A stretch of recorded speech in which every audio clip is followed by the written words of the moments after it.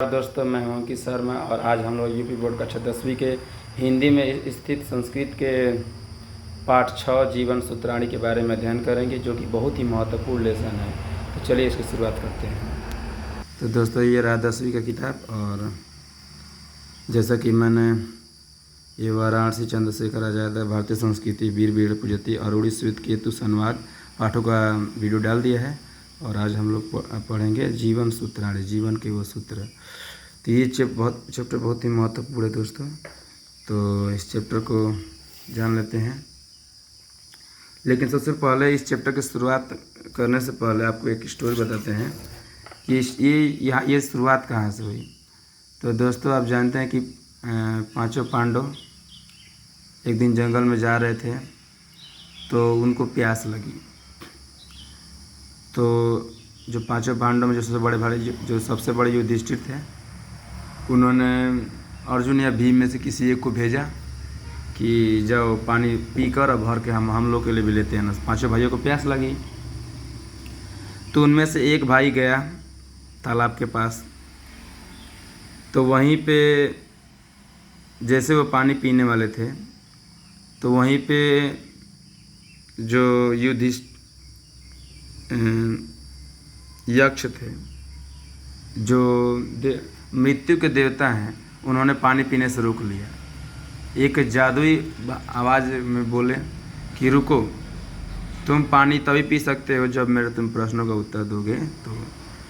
तो अर्जुन ने ध्यान नहीं दिया और पानी पीने का प्रयास किया, लेकिन तुरंत वो बेहोश हो गए। फिर ऐसे करते करते पांचों भाइयों में एक एक करके आते गए और कोई भी प्रश्न का उत्तर नहीं दे पा रहा था और वहीं पे बेहोश हो जा रहा था। अंत में युधिष्ठिर बचे, वो भी प्यासे थे, वो भी उस तालाब के पास आए, जादुई तालाब के पास आए और जैसे उन्होंने अपने प्यास बुझाने के लिए पानी पिया, तुरंत एक आवाज़ आई ऊपर से कि पहले मेरे प्रश्न का उत्तर दो then you can quench your thirst, तब तुम अपना प्यास बुझा सकते हो। तो युधिष्ठिर समझ गए कि ये कोई और नहीं है, ये मृत्यु के देवता हैं। तो कहते हैं कि ठीक है, आप अपना प्रश्न पूछिए। यक्ष से प्रश्न पूछते हैं।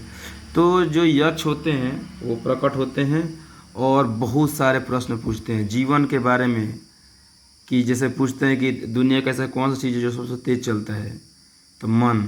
ऐसे बहुत सारी चीज़ आएगा जो इसमें आता जाएगा। इसमें हो सकता है कि इसमें भले इसमें आपका 10 दिया है, लेकिन बहुत सारे प्रश्न पूछते हैं। अंत में सारे प्रश्न का उत्तर जब वो पा जाते हैं तो उनके भाइयों को जिंदा कर देते हैं। तो देखते हैं कि दोस्तों कि ये वो प्रश्न क्या हैं। तो ऐसे वार्तालाप चलेगा। पहले पैराग्राफ में आपके यक्ष प्रश्न करेंगे और दूसरे पैराग्राफ में आपके वो उत्तर देंगे आपके युधिष्ठिर, क्योंकि भाइयों को जिंदा करना है। तो चलिए इसको देखते हैं। सबसे पहला प्रश्न उनके द्वारा क्या पूछा गया है। किंस्तिवद गुरुतरम भूमि किंसिवद उच्चतरम च खाद, और किन्विस्द शीघ्रतम वातार किंद्र बहुतरम त्रिडात। अब इसका अर्थ क्या है, इसमें 4 बातें बताया गया है।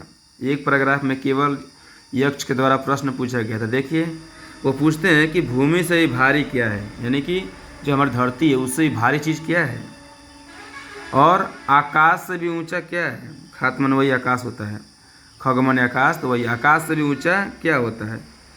पहले लाइन में 2 क्वेश्चन पूछा गया कि भूमि से भी भारी क्या है, ज़मीन से भी भारी क्या है, और आकाश से भी ऊंचा क्या है। अगला में ये पूछा है कि वायु से भी शीघ्र कौन तेज चलता है, यानी हवा से भी तेज क्या चलता है, और जो त्रिडात है जो तिनके से होता है, तिनके से भी अधिक तेजी से जलने वाला चीज़ क्या है। ये 4 क्वेश्चन पहले पैराग्राफ में पूछते हैं यक्ष, और उसका सही से जवाब देते हैं युधिष्ठिर। इसमें दिखा है आपका। तो युधिष्ठिर जवाब देते हैं, क्या बताते हैं कि माता गुरुतरा भूमे खाद पीतोश्चत्रा तस्था मन शीघ्रतम वाता चिंता बहुतरी त्रिडात। यानी कि पहला प्रश्न पूछे थे ना कि भूमि से भी भारी क्या है, तो युधिष्ठिर जवाब देते हैं कि भूमि से भी भारी हमारी माता है, यानी भूमि से भारी हमारी क्या है, माता है। और आकाश से भी ऊंचा हमारा पिता है, यानी पिता का जो स्थान होता है वो आकाश से भी ऊंचा होता है। और एक क्वेश्चन पूछा था कि हवा से भी तेज क्या चलता है? तो मन। उन्होंने बताया कि मन जो होता है वह बहुत तेज चलता है, वाता से भी, हवा से भी बहुत तेज चलता है। और सूखी घास से भी तेज जलने वाला क्या है? चिंता। चिंता बहुत तेजी से आपको जलाती है। तो इस प्रकार ये पहला पैराग्राफ हो गया, पहला और दूसरा एक ही में हो गया। अब आते हैं तीसरा चौथा एक ही में होगा। तो मैं तीसरा पढ़ता हूँ। आतुरस्य च किम मैत्री किन्विषं मित्र मरिष्यत सार्थम प्रवसतो मित्रम भार्या मित्रम गृहे संति। यानी कि अब अगला क्वेश्चन ये पूछते हैं कि ये बताइए, अब यक्ष पूछ रहे हैं, ये बताइए कि परदेश में यानी विदेश में रहने वाला मित्र कौन है? बोलते हैं कौन सा ऐसा मित्र जो विदेश में रहता है, यानी विदेश में जाएंगे तो आपका उस समय दोस्त कौन होगा? फिर घर में आपका दोस्त कौन है? घर में रहने वाला मित्र कौन है?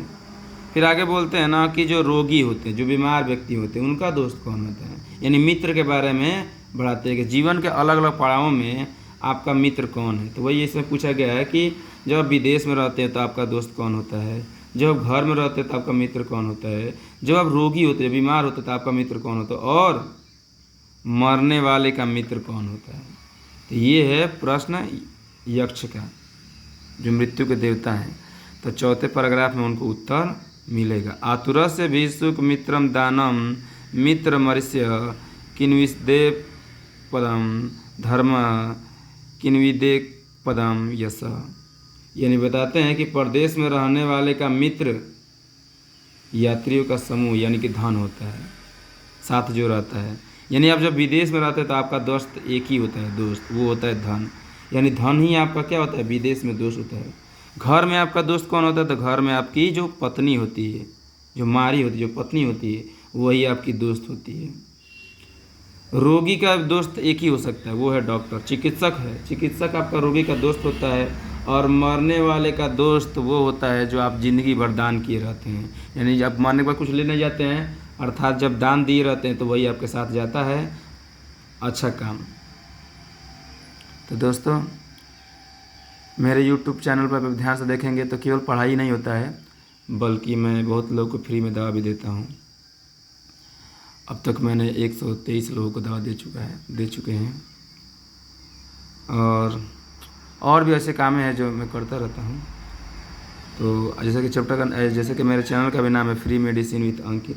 तो यहाँ पाठ ही पढ़ा जाता है। और मेरा कोचिंग भी है, वो उस कोचिंग में भी 9वीं 10वीं के लड़कियों के लिए फ्री में पढ़ाता हूँ। महीने का फीस 1 रुपया भी नहीं लगता है। तो इस प्रकार भी आप अच्छे काम करते रहेंगे तो आप जाएंगे तो वही आपका दोस्त होगा, आपका दाम। चलिए, तो उसका आगे बताते। ये आपका 4 पैराग्राफ में हो गया। तो मालूम चला आपको कि आपका दोस्त कौन होता है। विदेश में आपका दोस्त कौन है? विदेश में आपका दोस्त पैसा है। घर में आपकी दोस्त आपकी वाइफ है, पत्नी है। और जो रोगी है, बीमार पड़ते हैं तो आपका एक ही दोस्त होता है, डॉक्टर। और मरते समय आपका दोस्त दान होता है, जो भी आप दान दिए रहते हैं। चलिए फिर आगे देखते हैं। अगले पैराग्राफ में जो 5वां 6वां एक ही साथ है कि अब उसके बारे में जो पूछेंगे, धर्म यश स्वर्ग और सुख का जो मुख्य जो साधन है उसी के बारे में यक्ष पूछेंगे। तो लिखा है किसवी दे पदम धर्म किसवी केद पदम यश किसवी केद पदम स्वर्गम किसवी केद पदम सुखम। यानी कि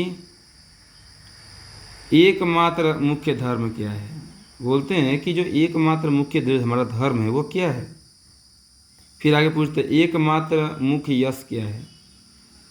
उसका फिर आगे पूछते हैं कि जो एकमात्र स्वर्ग दिलाने वाला साधन क्या है। एकमात्र ऐसे बताओ जिससे हमें स्वर्ग डायरेक्ट मिले, ऐसा कोई काम बताओ जिसे करते ही हमको स्वर्ग मिल जाए। और एकमात्र सुख क्या है।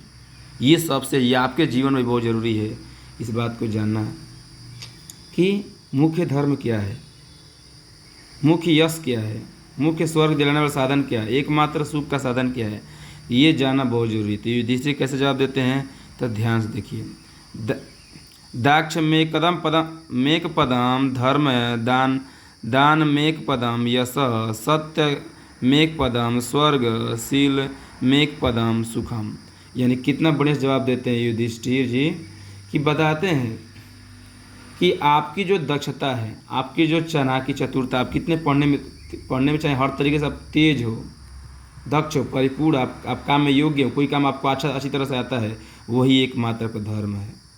उसके बाद दान ही आपका यश है। आपका दान देते हैं ना, वही सब। आप फेमस होना चाहते हैं, आप खूब फेमस हैं, लेकिन आप दान नहीं करते हैं तो आप फेमस नहीं कहे जाते हैं। केवल आपको लोग मानेंगे, लेकिन आप दान करते हैं तो और एक दिल से फेमस हो जाते हैं, प्रसिद्ध हो जाते हैं। तो आप दान करते हैं तो आपका यश बढ़ता है। अगर आप सत्य बोलते हैं, हमेशा सत्य का साथ देते हैं, सत्य बोलते हैं, तो वही सत्य ही आपको स्वर्ग दिलाता है। बोलते हैं ना कि सच बोलो, सच बोलोगे तो स्वर्ग जाओगे।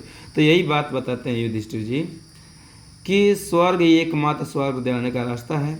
और सुख क्या है? सुख ये है कि आप हमेशा शीतल मन रहिए, सदाचार रहिए, शील रहिए। एक सुख का साधन, हमेशा नरम दिल रहिए, किसी को घमंडी होकर किसी से बात ना करिए। यही आपका सुख का असली साधन है। चलिए तो आगे देखते हैं। बच्चों, 7वां 8वां में सर्वश्रेष्ठ अन्न, धन, लाभ और सुख के बारे में बताया गया है। तो 7वां पहले पढ़ते हैं। लभानुमुक्तम किम स्यात् सुखानाम स्यात् किमुक्तम धान्यामुक्तम दाक्ष धान्यामुक्तम सुत्तम। यानी इसमें कैसे क्वेश्चन पूछे हैं यक्ष? बोलते हैं कि अन्नों में जो अनाज होता है उसमें उत्तम क्या है? जो खाना में, कोई भी खाना आप खाते हैं तो खाना में सबसे उत्तम खाना क्या है? उसके बाद धन में सबसे उत्तम क्या है? धन अगर आपका सुख है, कुछ भी चीज़ है, धन है, संपत्ति है, उसमें सबसे ऊंचा क्या है? लाभों में जो आपका फायदा होता है उसमें सबसे उत्तम क्या है? सबसे ज़्यादा लाभ किसका है? किसका ज़्यादा लाभ होता है? और सुख में सबसे बड़ा मान क्या है? किसको माना जाता है कि ये चीज़ हो जाएगा तो सबसे बड़ा सुख है? किसको माना जाएगा? तो चलिए इसका जवाब देते हैं युधिष्ठिर। तो युधिष्ठिर आपके बताते हैं, ये क्वेश्चन है ना आपका, धान्यामुक्तम दाक्षम धान्यामुक्तम सुतम लाभानाम श्रेय आरोग्य सुखानाम तुष्टिरुक्तम। इसके बारे में क्या बताते हैं, ध्यान सुनिए। तो युधिष्ठिर जवाब देते हैं कि अन्नों में जो सुख है, अन्नों में वह चतुरता है। अब चतुर है तो आप सबसे बड़े अन्नों में उक्त है, यानी कि धान्य हैं आप, धान्य। धनों में सबसे उक्त आपकी विद्या है। अगर आपके पास विद्या है तो सबसे बड़ा धन है, वो तो बोला ही गया है। लाभों में सबसे चीज़ है आरोग्य, उत्तम स्वास्थ्य। अगर आपको लाभ पाना है तो आपका जो स्वास्थ्य है वो सबसे उत्तम होना चाहिए। यानी कि अगर आप स्वस्थ हैं तो सबसे बड़े आप उत्तम, आपको लाभ मिला है। सुख में सबसे बड़ा संतोष है। अगर संतोष करते सुनते बोलते हैं ना, संतोषम परम सुखम, यानी कि संतोष ही आपका क्या है? परम सुख है। संतोष से ही परम सुख मिलता है। तो इस प्रकार आप हो गया। आप आखिरी पैराग्राफ आपका देखिए, जो किसके बारे में बताए हैं, किसके त्यागने से क्या मिलता है, इसके बारे में यही बताया गया। क्या त्याग दोगे तो तुम्हें क्या मिलेगा। तो उसके बाद लिखा है आपका 9वां पैराग्राफ, किंतुम हित प्रियस्तो भवति किंतु हित्वा न सोचते किंतुम हितवर्थवान भवति किन्नुम हित्वा सुखी भवेत।